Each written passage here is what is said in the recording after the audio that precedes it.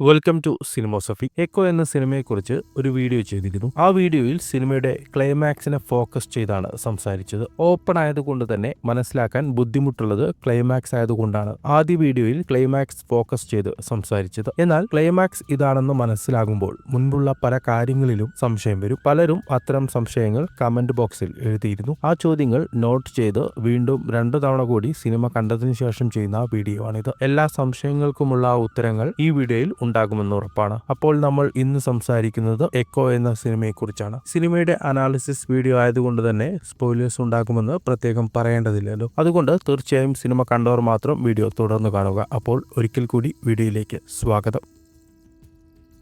ആദ്യ വീഡിയോയുടെ കമന്റ് സെക്ഷനിൽ ഏറ്റവും കൂടുതൽ ആളുകൾ ചോദിച്ച ചോദ്യം നരേന്റെ കഥാപാത്രത്തെക്കുറിച്ചാണ്. ശരിക്കും ആരാണ് ആ കഥാപാത്രം? പോലീസാണോ, നേവി ഓഫീസറാണോ, അതല്ല കുര്യച്ചനോടുള്ള പക തീർക്കാൻ ഇറങ്ങി പുറപ്പെട്ട വേറെ ആരെങ്കിലും ആണോ? ഇങ്ങനെ നിരവധി ചോദ്യങ്ങളാണ് നരേന്റെ കഥാപാത്രത്തെക്കുറിച്ചുള്ളത്. എന്റെ അഭിപ്രായത്തിൽ ആ കഥാപാത്രത്തെ അങ്ങനെ തന്നെയാണ് ഡിസൈൻ ചെയ്തിരിക്കുന്നത്. അതായത് ഒരു നോബഡി കഥാപാത്രമാണ് നരേന്റേത്. നേവി ഓഫീസറാണെന്ന് പറയുന്നുണ്ടെങ്കിലും വീണ്ടും സംശയിക്കാവുന്ന തരത്തിലുള്ള കഥാപാത്ര സൃഷ്ടിയാണ് നരേന്റേത്. ആ കഥാപാത്രത്തിന് പേര് പോലും ഇല്ല. അതിനാൽ തന്നെ എഴുത്തുകാരൻ മനഃപൂർവ്വമിട്ട ഡോട്ട്സ് ആണ് നരേന്റെ കഥാപാത്രത്തിൽ നമുക്ക് കാണാനാവുക. പക്ഷേ 3-ാം തവണ കണ്ടപ്പോൾ നരേൻ ഒരു പോലീസ് ഓഫീസറാണെന്ന് തോന്നി. അതിന് കാരണമുണ്ട്. സിനിമയുടെ തുടക്കത്തിൽ പാപ്പച്ചനും നരേന്റെ കഥാപാത്രവും പിയൂസിനെ കാറിൽ കയറ്റി കൊണ്ടുപോകുന്നുണ്ട്. കുര്യച്ചനെ കുറിച്ച് ചോദിച്ചറിയാനാണ് കൊണ്ടുപോകുന്നത്. ഈ സമയം പോസ്റ്റിലുണ്ടായിരുന്ന ഒരാൾ ഒരു സിഗ്നൽ എന്ന നിലയിൽ മനഃപൂർവ്വം ഒരു ബൾബ് കല്ലിൽ എറിഞ്ഞുടക്കുന്നുണ്ട്. ഈ സമയമാണ് ബിനു പപ്പുവിന്റെ പോലീസ് കഥാപാത്രം മ്ലാത്തിച്ചേട്ടത്തിയുടെ വീട്ടിലേക്ക് പോകുന്നത്. അതായത് പിയൂസിനെ ആദ്യം ലോക്കാക്കിയ ശേഷമാണ് പോലീസ് മ്ലാത്തിച്ചേട്ടത്തിയുടെ വീട്ടിലേക്ക് പോകുന്നത്. ടീം വർക്ക് ആയതുകൊണ്ട് തന്നെ നരേനും ആ ടീമിൽ അംഗമാവാൻ സാധ്യതയുണ്ട്. അവസാനം മ്ലാത്തിച്ചേട്ടത്തിയുടെ വീട്ടിലേക്ക് നരേനും പാപ്പച്ചനും ചെല്ലുമ്പോൾ പാപ്പച്ചൻ പെട്ടെന്ന് കയ്യിൽ നിന്നൊരു നുണയെടുത്തിടുന്നുണ്ട്. സാർ പോലീസാണ്, കുര്യച്ചന്റെ കേസ് അന്വേഷിക്കാൻ വന്ന പുതിയ ഓഫീസറാണ് എന്നാണ് പാപ്പച്ചൻ പറയുന്നത്. ഈ സമയം നരേന്റെ മുഖഭാവം മാറുന്നുണ്ട്. തന്റെ ഐഡന്റിറ്റി വെളിപ്പെട്ടോ എന്നൊരു തോന്നൽ ആ മുഖത്ത് വരുന്നുണ്ട്. പെട്ടെന്ന് തന്നെ പഴയ ഭാവത്തിലേക്ക് വരുന്നുമുണ്ട്. മറ്റൊരു കാര്യം, പിയൂസ് ശരിക്കും മണികണ്ഠനാണെന്ന് നരേൻ അറിയുന്ന അതേ നേരത്തിൽ തന്നെയാണ് ബിനു പപ്പുവിന്റെ പോലീസ് കഥാപാത്രവും ഇതറിയുന്നത്. ഒരുപക്ഷെ ബിനു പപ്പു പറയുന്ന ഡിവൈഎസ്പി നരേന്റെ കഥാപാത്രമാകാം. എന്തുകൊണ്ട് അണ്ടർ കവറായി വരണം എന്നുള്ള ലോജിക്കൽ ക്വസ്റ്റ്യൻ ഉയരാൻ സാധ്യതയുണ്ട്. അതിന് വ്യക്തമായ ഉത്തരം സിനിമ പറഞ്ഞു വെക്കുന്നുണ്ട്. ലോക്കൽ പോലീസും ക്രൈംബ്രാഞ്ചും എല്ലാവരും അന്വേഷിച്ച കേസാണ് കുര്യച്ചന്റെ മിസ്സിംഗ്. പക്ഷേ ആർക്കും ഒരു തുമ്പും കണ്ടെത്താനായില്ല. അവസാന ശ്രമം എന്ന നിലയിലാണ് പോലീസ് അണ്ടർ കവർ ഓപ്പറേഷനുമായി ഇറങ്ങിയത്. നാട്ടുകാരിൽ അധിക പേരും കുര്യച്ചനെതിരാണെങ്കിലും കൂറുള്ളവരുമുണ്ട്. അത് വേർതിരിച്ചറിയാനും അവർ വഴി കൂടുതൽ അന്വേഷിക്കാനുമാണ് ബിനു പപ്പുവിന്റെ പോലീസ് കഥാപാത്രം ലോറി ഡ്രൈവറായി വരുന്നത്. ഒരുപക്ഷെ നരേന്റെ കഥാപാത്രവും അങ്ങനെയായിരിക്കാം. പോലീസ് ആണെന്നുള്ളത്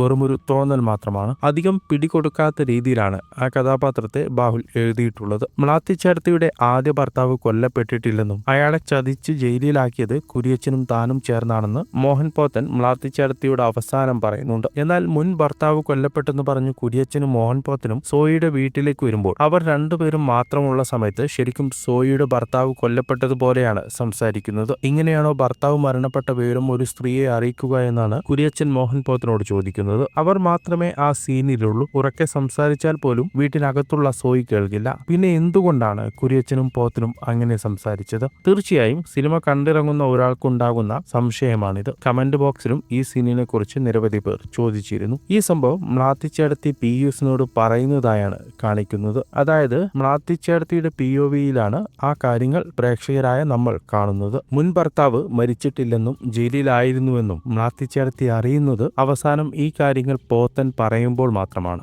ആ നിമിഷം വരെ മ്ലാത്തിച്ചേട്ടത്തി വിചാരിക്കുന്നത് തന്നെ കുര്യച്ചൻ രക്ഷിക്കുകയായിരുന്നു എന്നാണ്. ആ വിശ്വാസമാണ് മ്ലാത്തിച്ചേട്ടത്തി പിയൂസിനോട് പറയുന്നത്. മ്ലാത്തിച്ചേട്ടത്തിയുടെ POVയിലൂടെ നോക്കുമ്പോൾ കുര്യച്ചനും പോത്തനും എന്താണോ സംസാരിക്കാൻ സാധ്യത അതാണ് നമ്മൾ പ്രേക്ഷകരെ സംവിധായകൻ കാണിച്ചത്. പിയൂസിനോട് ഈ കാര്യങ്ങൾ പറയുന്ന സമയത്ത് മ്ലാത്തിച്ചേട്ടത്തിക്ക് അറിയാമായിരുന്നു താൻ ചതിക്കപ്പെട്ടതായിരുന്നുവെന്ന്. എന്നിട്ടും എന്തുകൊണ്ട് കുര്യാച്ചനെ കുറിച്ച് നല്ലത് പറഞ്ഞു എന്ന് വീണ്ടും സംശയം ഉയരാൻ സാധ്യതയുണ്ട്. ഒന്ന്, മ്ലാത്തിച്ചേട്ടത്തി ഒരു മനുഷ്യനെ പോലും വിശ്വസിക്കുന്നില്ല. പിയൂസ് കൊടുക്കുന്ന പാല് ഉറുമ്പിന് കുടിക്കാൻ കൊടുക്കുന്നതിലൂടെ ഇത് വ്യക്തമാക്കുന്നുണ്ട്. അതുകൊണ്ട് തനിക്ക് നേരിയ സംശയം പോലും വരാതിരിക്കാനാണ് മ്ലാത്തിച്ചേട്ടത്തി അങ്ങനെ പറഞ്ഞത്. മാത്രമല്ല മ്ലാത്തിച്ചേട്ടത്തിയെ കുറിച്ച് നമ്മൾ പ്രേക്ഷകർക്കും നേരിയ സംശയം പോലും തോന്നരുതെന്ന് വേണമെന്ന് എഴുത്തുകാരനായ ബാഹുലിനും നിർബന്ധമുണ്ടായിരുന്നു. ആ രണ്ട് ഘടകങ്ങൾ കൊണ്ടാണ് ആ സീൻ അങ്ങനെ വന്നിട്ടുണ്ടാവുക. തീർച്ചയായും ബാഹുലിന്റെ എഴുത്തിലെ ബ്രില്യൻസ് തന്നെയാണ് ആ വെള്ളത്തിൽ വെച്ച് കുര്യാച്ചനും പോത്തനും സംസാരിക്കുന്ന സീൻ. സന്ദീപ് എപ്പോഴാണ് കാര്യങ്ങൾ മനസ്സിലാക്കിയത് എന്ന് പലർക്കുമുള്ള സംശയമാണ്. ആദ്യ വീഡിയോയുടെ കമന്റ് സെക്ഷനിൽ പലരും പറയുന്നത് വിനീതിന്റെ കയ്യിലുണ്ടായിരുന്ന അതേ ബൈനോക്കുലർ ആണ് മ്ലാത്തിച്ചേടത്തിയുടെ കയ്യിലും ഉണ്ടായിരുന്നത് എന്നാണ്. ഇത് കണ്ടപ്പോഴാണ് പിയൂസിന് ഇതിന്റെ പിന്നിലെല്ലാം മ്ലാത്തിച്ചേടത്തിയാണെന്ന് മനസ്സിലായത്. ഇങ്ങനെയാണ് പൊതുവെയുള്ള ചർച്ച. എന്നാൽ മ്ലാത്തിച്ചേടത്തിയുടെ കയ്യിലിരിക്കുന്ന ബൈനോക്കുലർ മോഹൻ പോത്തന്റെ അല്ല, രണ്ടും രണ്ടാണ്. പോത്തന്റെ കയ്യിലുള്ളത് കുറച്ചും കൂടെ പ്രൊഫഷണൽ ബൈനോക്കുലർ ആണ്. എന്നാൽ മ്ലാത്തിച്ചേടത്തി അവസാനം നോക്കുന്നത് ആ ബൈനോക്കുലർ ഉപയോഗിച്ചല്ല, രണ്ടും രണ്ട് ബൈനോക്കുലർ ആണ്. പിന്നെ എങ്ങനെയാണ് പിയൂസിന് കാര്യങ്ങൾ മനസ്സിലായത്? അത് അവർ തമ്മിലുള്ള സംഭാഷണത്തിൽ നിന്ന് തന്നെയാണ്. പിയൂസിന്റെ ഐഡന്റിറ്റി സംശയാസ്പദമാണെന്നും അവന് കുര്യാച്ചനോട് കൂറുണ്ടെന്നും നരേന്റെ കഥാപാത്രം മ്ലാത്തിച്ചേടത്തിയോട് പറയുന്നുണ്ട്. പക്ഷെ കുര്യാച്ചന്റെ വളർത്തുനായയാണ് പിയൂസ് എന്നും മ്ലാത്തിച്ചേടത്തി ഉറപ്പിക്കുന്നത് അവനോട് സംസാരിച്ച് തന്നെയാണ്. കുര്യാച്ചൻ നല്ല ഇനം ബ്രീഡിനെയൊന്നും കണ്ടെത്തിയില്ലെന്നാണ് വിചാരിച്ചത്, നീ ആരാണെന്ന് അറിയുന്നതുവരെ എന്ന് മ്ലാത്തിച്ചേടത്തി പറയുമ്പോൾ പിയൂസിന്റെ മുഖത്തെ ചിരി മായുകയും പെട്ടെന്ന് തന്നെ ഡെവിളിഷ് ഭാവം വരികയും ചെയ്യും. ഇത് കണ്ടാണ് മ്ലാത്തിച്ചേടത്തി അവന്റെ ഐഡന്റിറ്റി ഉറപ്പിക്കുന്നത്. എന്നെ എന്തെങ്കിലും ചെയ്യാനുള്ള ഉദ്ദേശമുണ്ടോ എന്ന് മ്ലാത്തിച്ചേടത്തി പിയൂസിനോട് ചോദിക്കുന്നുണ്ട്. കാരണമുണ്ടാകുന്നതുവരെ ഇല്ല എന്നു മാത്രമാണ് പിയൂസ് പറയുന്നത്. കാരണമുണ്ടായാൽ എന്ന് മ്ലാത്തിച്ചേടത്തി എടുത്തു ചോദിക്കുമ്പോൾ ചില നായകൾക്ക് ഒറ്റ മാസ്റ്റർ ചേടത്തി എന്ന് പറഞ്ഞ് ആ ഡയലോഗ് ക്ലോസ് ചെയ്യുകയാണ് പിയൂസ് ചെയ്യുന്നത്. ഈ സംഭാഷണം റിവേഴ്സ് ചെയ്ത് ചിന്തിക്കുമ്പോഴാണ് അവന് മ്ലാത്തിച്ചേടത്തിയിൽ സംശയമുണ്ടാകുന്നത്. അത് ഉറപ്പിക്കുന്നതിന് വേണ്ടിയാണ് അവൻ ബാഗ് തുറന്ന് കത്തിയിൽ തൊടുന്നത്. ആ സമയം നായകൾ അറ്റാക്കിംഗ് പൊസിഷനിലേക്ക് മാറും. ആ സമയത്താണ് നായകളുടെ മാസ്റ്റർ കുര്യാച്ചനല്ല മ്ലാത്തിച്ചേടത്തിയാണെന്ന് അവൻ ഉറപ്പിക്കുന്നത്. തൊട്ടുമുമ്പ് നായകൾ അവനോട് പരിചയം കാണിക്കാത്തതും ചോറിന്റെ അവശിഷ്ടങ്ങളുള്ള ആ മുളയുടെ പാത്രം കാണുന്നതും തന്റെ സംശയം ശരിയാണെന്ന് ഉറപ്പിക്കാൻ അവനെ പ്രേരിപ്പിച്ചിട്ടുണ്ടാകും.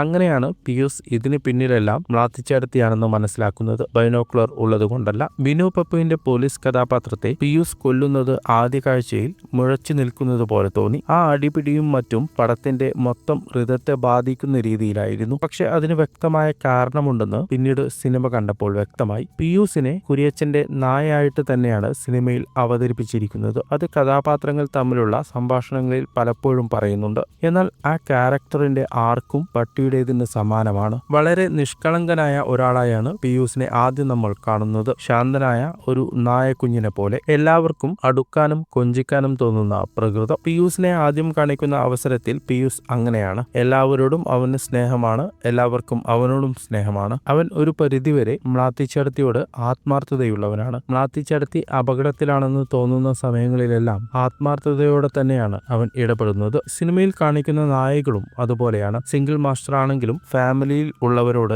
സ്നേഹത്തോടെയാണ് പെരുമാറുക. പക്ഷേ തന്റെ യജമാനനോട് എതിരെ നിൽക്കുന്നത് ഫാമിലിയിൽ ഉള്ളവരാണെങ്കിൽ പോലും നായകൾ യജമാനന് വേണ്ടി അവരെ കടിച്ചു കീറും. പിയൂസും ഇത് തന്നെയാണ് അവസാനത്തിൽ മ്ലാത്തിച്ചേടത്തിയോട് പറയുന്നത്. ഈ ഡീറ്റെയിലിംഗ് മനസ്സിലാകുമ്പോൾ മാത്രമേ അവസാനത്തിൽ ബിനു പപ്പുവുമായി നടക്കുന്ന അടിപിടിയും കൊലയും കൺവീനിയന്റ് ആവുകയുള്ളൂ. ആ അടിപിടി ശ്രദ്ധിച്ചാൽ മനസ്സിലാകും, ഒരു നായയെ പോലെയാണ് പിയൂസ് പെരുമാറുന്നത്. നായ ചാടുന്നത് പോലെ തന്നെയാണ് അവനും ചാടുന്നത്. അത് വ്യക്തമാക്കുന്ന തരത്തിൽ ഒരു മാച്ച് കട്ട് പോലുമുണ്ട്. ഇനിയും സിനിമ കാണുകയാണെങ്കിൽ ഇനിയും ഡീറ്റെയിലിംഗ് കിട്ടുമെന്ന് ഉറപ്പാണ്. അത്ര ഡെപ്തുള്ള എഴുത്താണ് എക്കോയുടേത്. ഒരു കാര്യം കൂടെ പറയാനുണ്ട്. സിനിമയിൽ ഉപയോഗിച്ച നായ തമിഴ്നാട് ബ്രീഡായ കോംബെയാണെന്ന് പലരും ആദ്യ വീഡിയോയുടെ കമന്റിൽ പറഞ്ഞിരുന്നു. അത് സത്യം തന്നെയാണ്. സിനിമയിൽ ഉപയോഗിച്ചത് കോംബെ ബ്രീഡാണ്. പക്ഷേ കഥയിൽ ആ ബ്രീഡ് ടെലോമിയനാണ്. അതുകൊണ്ടാണ് ബ്രീഡിനെ ടെലോമീൻ എന്ന് തന്നെ പറഞ്ഞത്. സിനിമകളിൽ മദ്യം കുടിക്കുന്ന സീനിൽ അധികവും കൊക്കക്കോളയോ കട്ടൻ ചായയോ ഒക്കെയാണ് ഉപയോഗിക്കാറുള്ളത്. പക്ഷെ കഥയിൽ അവർ കുടിക്കുന്നത് മദ്യം തന്നെയാണ്. ആ വ്യത്യാസം തന്നെയാണ് ഇവിടെ നായയുടെ കാര്യത്തിലുമുള്ളത്. അപ്പോൾ വീഡിയോ ഇവിടെ അവസാനിപ്പിക്കുന്നു. ഇനിയും സംശയമുള്ളവർ കമന്റിൽ പങ്കുവെക്കുക. അപ്പോൾ വീഡിയോ ലൈക്ക് ചെയ്യുക, ഹൈപ്പ് ചെയ്യുക, ചാനൽ സബ്സ്ക്രൈബ് ചെയ്യുക.